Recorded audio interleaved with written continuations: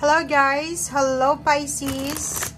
Welcome dito sa aking channel, Kapalaran 888 Pisces. Alamin natin kung anong messages, vibration, gabay energy para sa inyong lahat. Ito ay para sa last week na message for March 2024. So, March 25 hanggang 31. So, Pisces, ano ba ang messages na posibleng mag-resonate sa inyo or gustong i-guide sa inyo ng ating mga baraha? Wow! Okay. First 3 cards natin, guys. Unang tatlong baraha, sinasabi ng baraha dito na Pisces, if ever man mayroon kang mga pinag-aalala or inaalala sa buhay, sinasabi na huwag kang masyadong mag-alala. Alisin mo ang mga pag-aalalang yan, magiging maayos ang lahat. Okay? May naghihintay sa'yo na napakaliwanag na future or may naghihintay sa'yo na magandang bukas. Okay? So, yun yung first card mo dito. So, iwasan mo yung pag-aalala sa linggong ito. You are guided, 'di ba? So parang sinasabi ng baraha dito, connected siya dito na sinasabi sa iyo na ikaw and yung loved ones mo are safe na safe sila and spiritually protected. So hindi ka dapat nag-aalala ano man itong mga inaalala mo sa ngayon, alisin mo na siya this week kasi useless siya, 'di ba? Cycles and rhythms, dito naman is health. Sinasabi ng baraha na this week kailangan mong alagaan kung ano yung meron ka sa sarili mo, sa body mo. Kailangan mong i-honor kung ano yung nararamdaman mo sa katawan mo, energy levels, or kung ano man mga bagay-bagay na feeling mo hindi masyadong komportable sa katawan mo, pakiramdaman mo siya. Okay? And huwag mong kakalimutan na alagaan ang iyong sarili. Take care of your body.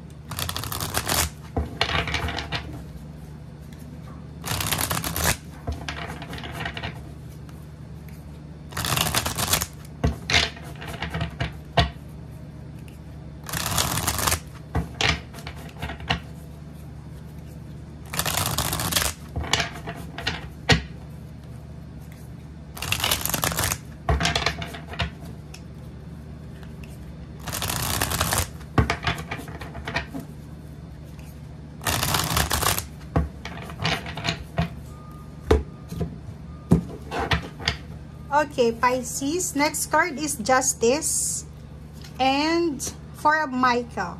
So, etong next cards na to is parang nagsasabi sa'yo, Pisces, na kung mayroon kang pinaglalaban, hustisya, batas, or sa batas, or kung saan pa man na pinaglalaban mo sa buhay, ipaglaban mo siya. But sinasabi ng baraha sa'yo dito, hindi ka pwedeng sumuko, hindi ka pwedeng makampante, parang ganon. But choose your battles wisely. Okay? Relationship, umiwas ka sa mga tukso ng pakikipag-away, misunderstanding. Wala kang dapat i-prove sa mga tao sa paligid mo. Wala kang dapat ipaliwanag, and wala kang dapat na i-prove sa kanila na ginawa mong decision making. For example, may mga taong humingi ng tulong sa'yo for the past few months or years, and then hindi mo sila natulungan. So, hindi mo kailangan mag-explain kung bakit hindi ka nakatulong kasi hindi mo naman obligasyon yun. 'Di ba? So, yun. Contract signing, maraming kontrata ang posibleng pipirmahan nyo. Or yung iba sa inyo dyan is may mga hinihintay kayong kontrata na posibleng magiging available siya this week or pwedeng sa buwan ng April 2024.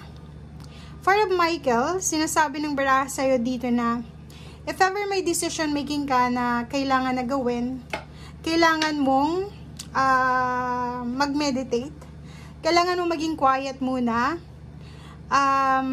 kailangan mong magpahinga, kailangan mo ng tulog, kailangan mong alisin yung mga bagay-bagay na nagbibigay ng stress Stop worrying. Yun yung sinasabi ng baraha sa'yo dito. Okay? So, kung ano man ito na bumabagabag sa iyong dibdib, sa iyong kalooban, ipag-pray mo siya. Lift everything sa Panginoon. Kung kailangan matulog, matulog ka. Kung kailangan mo ng time out, mag-time out ka muna, mag-relax ka muna, mag-distress ka muna sa linggo ito. Okay, so it's Holy Week.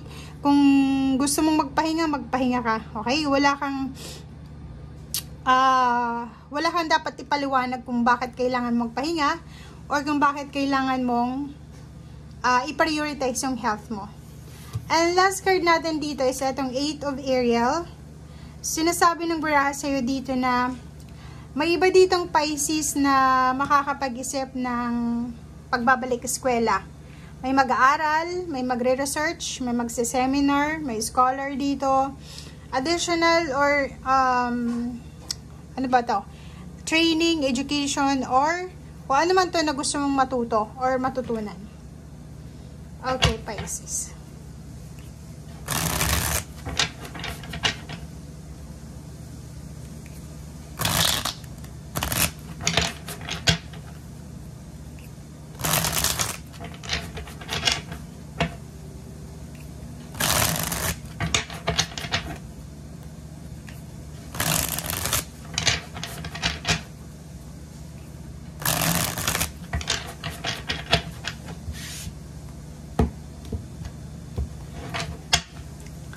Okay, first card natin dito is Ace of Pentacles.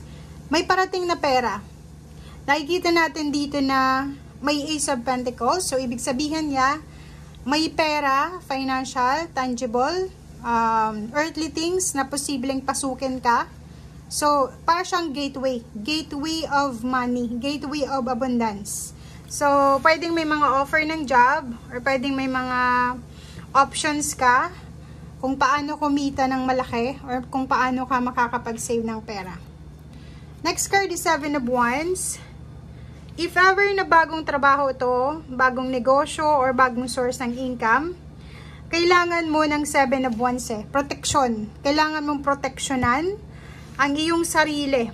Kailangan mong proteksyonan ang iyong kinikita. Kasi Ace of Pentacles to If ever may work ka ngayon, wag mong masyadong i-take for granted itong ginagawa mo or itong trabaho mo, itong source ng income na ito. Okay? Protect what you have, money, relationship, or kung anong pa man siya. 10 of Pentacles, nakikita natin dito guys na kinonfirm niya yung sa taas na sinasabi ng baraha sa'yo dito na hindi ka dapat nag-aalala, Pisces, kasi you're protected, you're loved, and you're safe. Spiritually, financially. Meron ditong inheritance, meron ditong lump sum of money, 'di ba? Parang sinasabi ng baraha sa'yo dito na gawin mo lang kung ano yung kaya mong gawin or nararapat mong gawin, and may balik ito na lump sum or financial success. Ang linggong nito ay sobrang napakaganda kasi kung makikita mo yung baraha mo, tingnan mo, may paparating na pera or may dumating ng pera. Maraming chances dito, possibilities na pwedeng kumita ka. Next is, malaking halagang pera talaga siya na darating. Or kung ano man itong papasukin mo, is either papasok ka sa bagong trabaho, Pisces, posibleng mataas yung sweldo niya.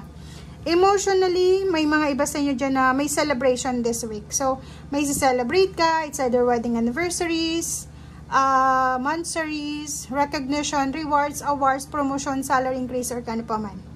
And nakikita natin dito yung reunion, family reunion, school reunion, or kung anong klase ng reunion na yan. Okay, Hangman. O, diba? So, kung makikita mo dito, mag-iingat ka lang, Pisces, kasi kung makikita mo dito, financially and emotionally, stable, magiging stable or stable na talaga yung takbo ng iyong buhay. Kaso lang, posible siyang mahang. For example, may pinaplano kang okasyon, may pinaplano kang bakasyon, may pinaplano kang pagpapatayo ng bahay, or kung ano man tong financial success and emotional success, tapos, sa maling tao mo siya, binalita. So, pwedeng magkaroon ng evil eye dito. Totoo yung evil eye, guys. So, mag-iingat kayo. May 7 of Swords. Pwedeng itong Gemini na to, Libra or Aquarius na to, siya yung maging dahilan na pwedeng mahang yung plano mo. So, mag-iingat ka. Okay? Kung maaari, wag kang magkikwento, lalo na kung tungkol ito sa pera, lalo na kung tungkol ito sa emotion. So, make sure na maging private ka, low-key, and then yun, iwasan natin yung pagbo-broadcast ng ating success. Kasi, okay lang, nung unang panahon, okay lang yan na mag-broadcast ka kasi magiging proud ka, di ba? But now, hindi na eh. Kasi ang dami-daming evil eyers ngayon na hindi sila masaya sa kung ano yung success na meron ka na pwede nilang kontrahin or kontrolin. Okay? Next card is 6 lovers. Nakikita natin dito may mga relationship na pwedeng magkabalikan. May mga reunion of classmates, relationship, friendship, intimate relationship. Okay? Magician, if ever man mayroon kayong mga problema or may mga pinagdadaanan sa relationship nyo, sinasabi ng barahan na maayos ito, magkakaroon ng magic ulit. And Chariot, travel. Isang unexpected travel, isang unexpected na paglilipat bahay or isang unexpected na progreso, transition, transformation, wheel of fortune, success, victory ang posibleng dumating sa'yo, relocation or travel. And 9 of Swords, sinasabi ng Barasher dito na, yun na nga, isa sa mga dahilan kung bakit gusto mong lumipat ng bahay, lumipat ng trabaho, lumipat ng lugar. Kasi, parang feeling ko dito, hindi ka masyadong makatulog sa lugar na yan. May mga negative forces sa paligid mo, mga toxicity na gusto mong umalis. So, pwedeng yun. Pwedeng yung sleepless nights or pwedeng mga toxic environments, toxic na individual, sila yung maging rason kung bakit kailangan mong lumipat or gusto mong lumipat or gusto mo ng pagbabago. Okay? So, thank you for watching, Pisces, and see you again. Bye!